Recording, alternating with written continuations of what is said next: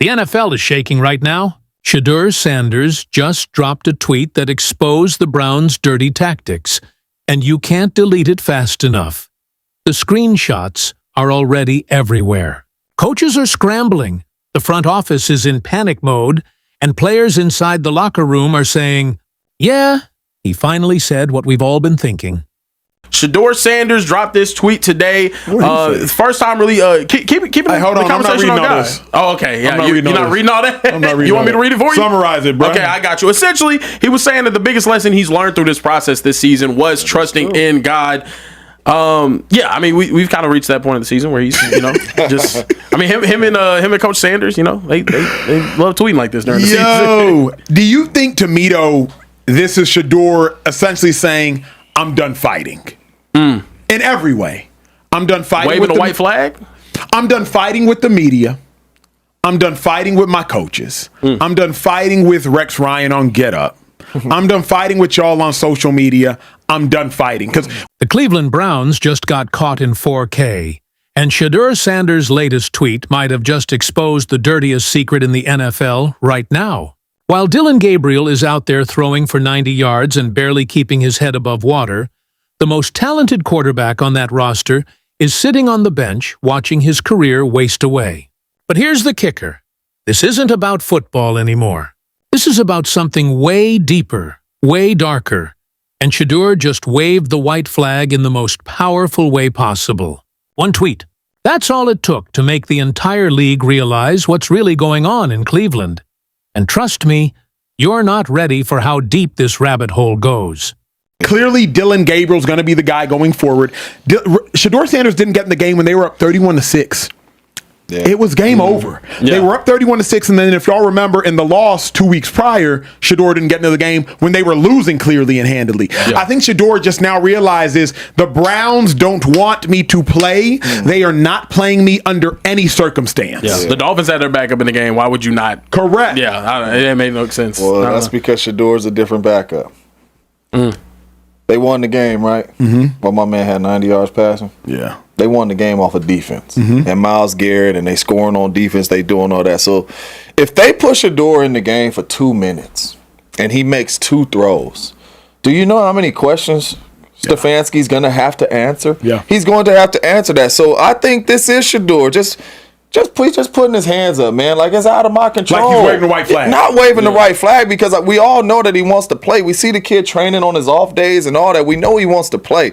But I think this is him throwing his hands up like, man. So let me break this down for you real quick, because what just went down is absolutely insane. Shedeur Sanders, the kid who was supposed to be a first-round lock, the quarterback who dominated college football alongside Cam Ward, just dropped a tweet that basically said, "I'm done fighting. I'm putting it all in God's hands." Character, because of flashy, because of whatever you wanted to say. Cool, he went into the 5th round. Yeah. Then he stepped into the Cleveland Browns organization as a 5th round pick. And it's very, very clear he's better than Dylan Gabriel. When he stepped on the field, compared to when Dylan Gabriel stepped on the field, he is a better quarterback than Dylan Gabriel. Yes, sir. The last 2 games, Dylan Gabriel has been playing awful. But they won. One of them. Yes, sir. But he has been playing awful at the quarterback position. You even got Myles Garrett coming up there saying, "I'm tired of playing the same style." To where we got to go out here and we got to win every game on defense. I'm tired of playing the same style. Isn't part of Shedeur Sanders isn't part of this Shadeur's responsibility? Here's why. Ravens wanted to draft him. He'd be starting right now for the Ravens after Lamar hurt, moving on from Cooper Rush. The Eagles wanted to draft him. Obviously, he wouldn't be starting for the Philadelphia Eagles, but he'd be a part of a great organization, at least backing up Jalen Hurts instead of Dylan Gabriel en route to the playoffs. Another team that you know of wanted to draft Shedeur, but based upon a pre-draft interview, they moved him on. Now, on the surface, that sounds wholesome, right? Sounds like a young man finding peace through faith. But if you've been paying attention, if you've been watching what's been happening in Cleveland this entire season, you know this tweet is so much more than that. This is Shedeur Sanders throwing up the white flag. This is him saying, "I've done everything I possibly can, and it still isn't enough." And honestly, can you blame him? Let's rewind a bit. Remember draft day? Everyone and their mama thought Shedeur was going in the first round. The experts had him ranked as a top 2 quarterback alongside Cam Ward. Jackson Dart was in the conversation. Maybe Will Howard, Tyler Van Dyke. These were the names floating around. But Shedeur? Shedeur was supposed to go early. The talent was undeniable. The film spoke for itself. This wasn't even a debate. But then something happened. Something nobody saw coming. Shedeur Sanders fell and kept falling. 5th round. 5th round, bro.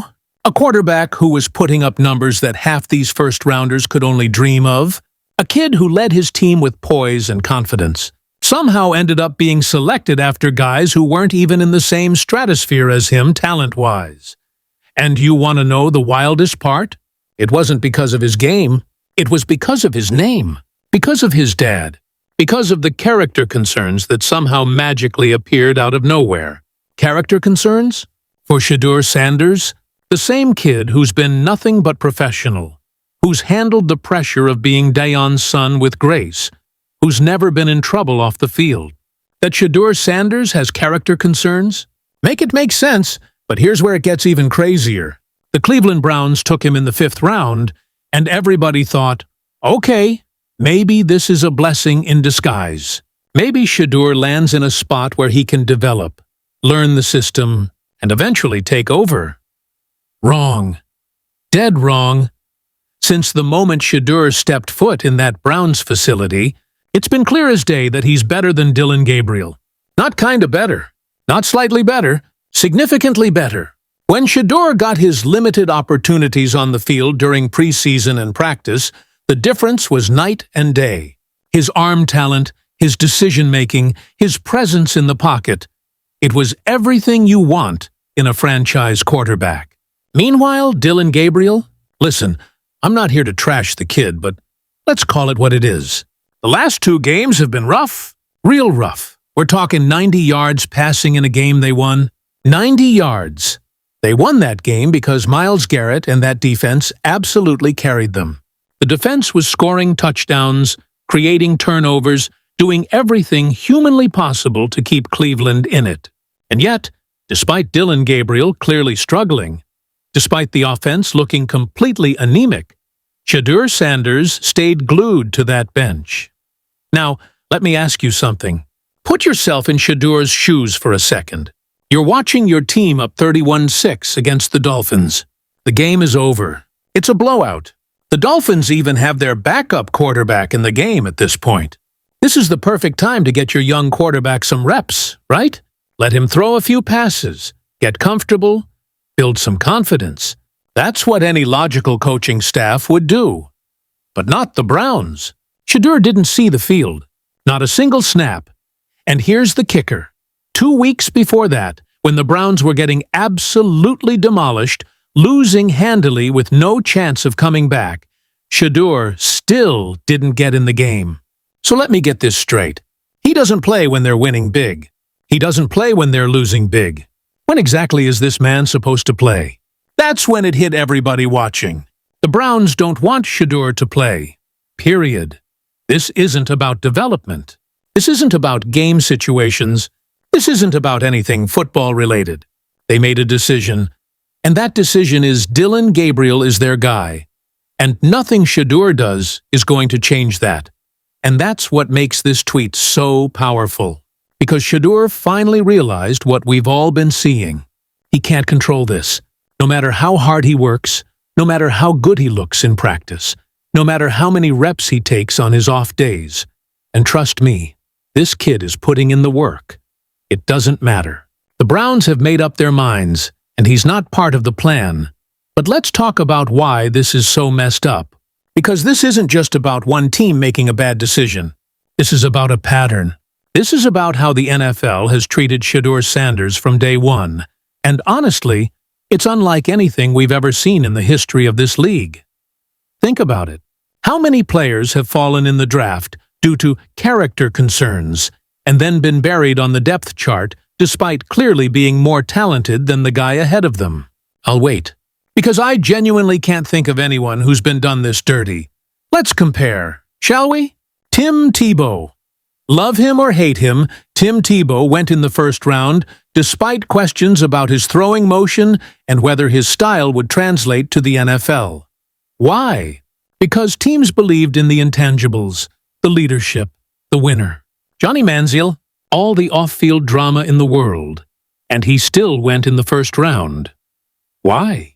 Because the talent was there, and teams thought they could handle the baggage. But Shedeur didn't have the off-field issues. He didn't have the character problems. He had one thing working against him, his last name. Being a Sanders apparently made him a distraction. Not a character concern, a distraction. There's a difference, and it's an important one. See, you can be a good person, a hard worker, someone who's never been in trouble, and still be labeled a distraction because of things completely outside your control. Your dad's too famous. Your family's too loud. You've got too many followers on social media. Suddenly, even though you didn't do anything wrong, teams don't want to deal with the circus that comes with your name. And let's be real for a second. Is Dylan Sanders a lot? Sure. Does he speak his mind? Absolutely. But since when did having a supportive father who believes in his son become a reason to tank a kid's draft stock? If anything, you'd think teams would love having a father figure who's been through it all, who can guide his son through the ups and downs of the NFL. But no, apparently that's a negative now. Here's what really gets me, though. The Ravens wanted Shedeur. Word on the street is, if he had landed in Baltimore, he'd be starting right now with Lamar Jackson dealing with injuries and the team moving on from backup options that weren't cutting it. The Eagles wanted him too. Sure, he wouldn't be starting over Jalen Hurts, but he'd be in an incredible organization, learning from one of the best young quarterbacks in the game, positioning himself for a future starting role. But Cleveland? Cleveland took him and decided to bury him. And the worst part is, there are stories that haven't fully come out yet, about why certain teams passed on Shedeur. Apparently, one team that everyone thought was going to draft him had a pre-draft interview with Shedeur that completely turned them off. They moved him off their board entirely and drafted another quarterback instead. Now, what happened in that interview? We don't know the full details, but here's what we do know. Shedeur Sanders has been nothing but professional since entering the league. He hasn't caused problems in the locker room. He hasn't complained publicly until now, and even this complaint is just a faith-based tweet about trusting God. He hasn't been a distraction. So what exactly did he do wrong? The answer? Probably nothing. Probably just existed as Dylan Sanders' son, and in the NFL, that was enough to blackball him. And now we're seeing the consequences play out in real time. Myles Garrett, one of the best defensive players in the entire league, is publicly saying he's tired of playing the same style of football. He's tired of the defense having to win every single game while the offense sputters and struggles. He's tired of carrying the team on his back because the quarterback position is a revolving door of mediocrity. Now, Garrett didn't mention Shedeur by name. He didn't have to. Everyone watching knows exactly what he's talking about. When you've got a clear upgrade sitting on the bench and your coaching staff refuses to play him, that's not just frustrating for fans, it's frustrating for the players who are out there bleeding and grinding every single week. But here's where I want to shift gears for a second. Because as much as this situation is infuriating, I genuinely believe Shedeur is handling it the right way. That tweet wasn't anger. It wasn't bitterness. It was acceptance. It was maturity. It was a young man realizing that some things are beyond his control, and the only thing he can do is keep his head down, keep working, and trust that eventually his opportunity will come. And you know what? I think it will, because here's the thing about talent. It always finds a way to shine through. Maybe it's not in Cleveland. Maybe it's somewhere else. Maybe Shedeur gets traded. Maybe he hits free agency and lands with a team that actually appreciates what they have. But mark my words, Shedeur Sanders will get his shot. And when he does, all these teams that passed on him, all these organizations that labeled him a distraction, they're going to regret it. Because we've seen this story before. We've seen quarterbacks get overlooked, underestimated, and buried on depth charts, only to go somewhere else and ball out. The difference with Shedeur is that he has the talent, the work ethic, and the right mindset. That's a dangerous combination. Now, I know some of you are probably thinking, but what about that minicamp situation? Didn't Shedeur say something about feeling like he could start on some teams? Yeah, he did. And honestly, he got roasted for it. Media members jumped all over him, calling him arrogant, saying he needs to know his place as a third-string quarterback. But here's my question. Was he wrong? Like, genuinely, was Shedeur Sanders wrong when he said he felt like he could start on some NFL teams? Because looking at some of these quarterbacks around the league, looking at the performances we've seen this season, is it really that crazy to think a talented young quarterback believes in himself? Here's the difference, though. When a first-round pick says, "I think I should be starting," everyone nods and says, "That's the confidence we want to see." But when a fifth-round pick says the same thing, suddenly it's a problem. Suddenly it's ego. Suddenly it's proof that the character concerns were valid all along. That's the double standard Shedeur is facing. He's not allowed to be confident because of where he was drafted. He's not allowed to believe in himself because of who his father is. He's expected to sit quietly, accept his role, and be grateful for the opportunity, even when that opportunity never actually comes. And that brings me back to that tweet. The biggest lesson I've learned this season is trusting in God. You see what Shedeur's really saying here? He's saying, I've done everything right. I've worked hard. I've been professional. I've kept my mouth shut. And it still wasn't enough.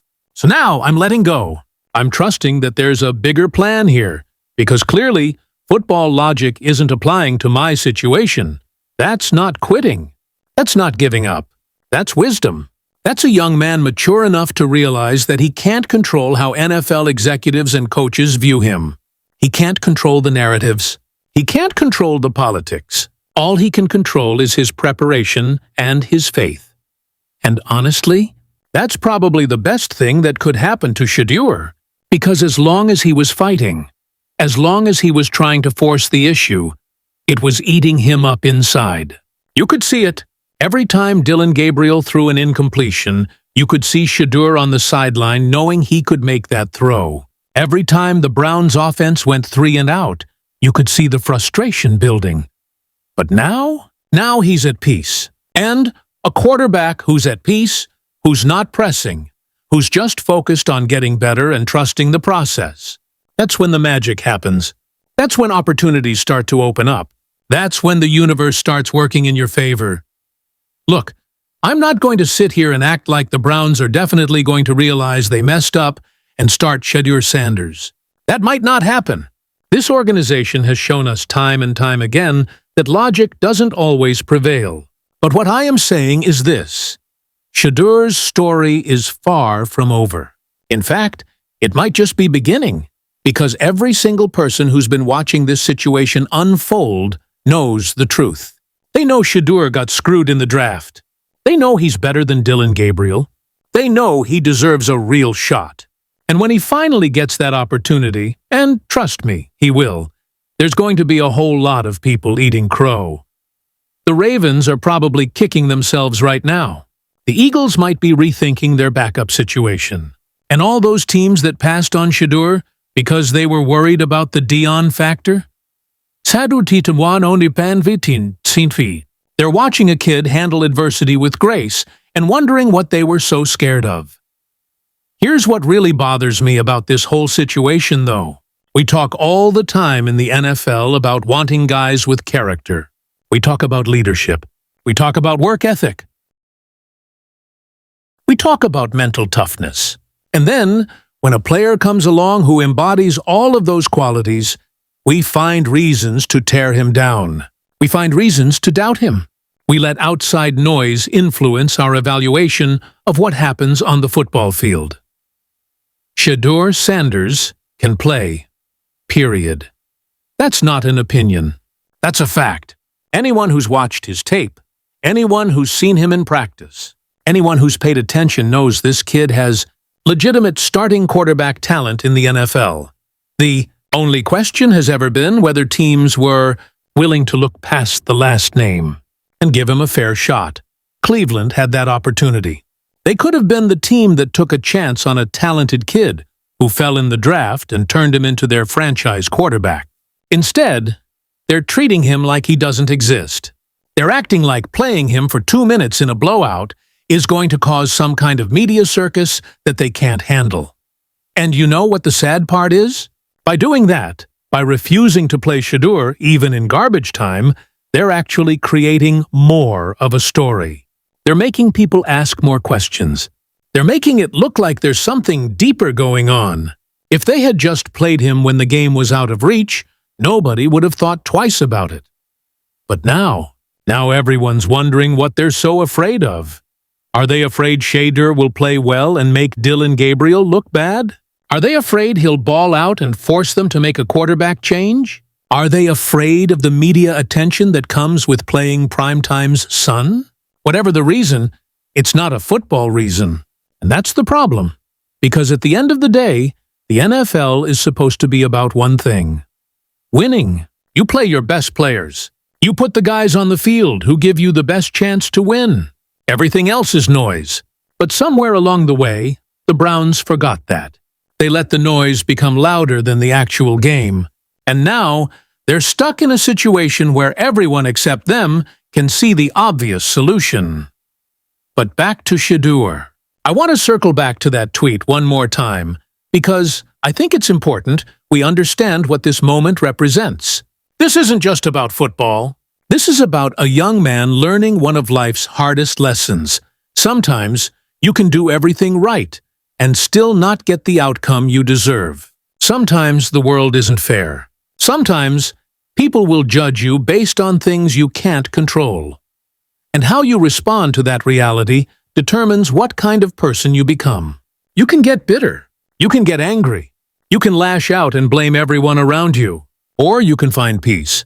You can trust the process. You can believe that Shedeur chose the latter. And honestly, that makes me respect him even more. Because it's easy to be confident when things are going your way. It's easy to believe in yourself when everyone's praising you. The real test comes when the world is telling you you're not good enough. When the opportunities aren't coming. When it feels like the deck is stacked against you.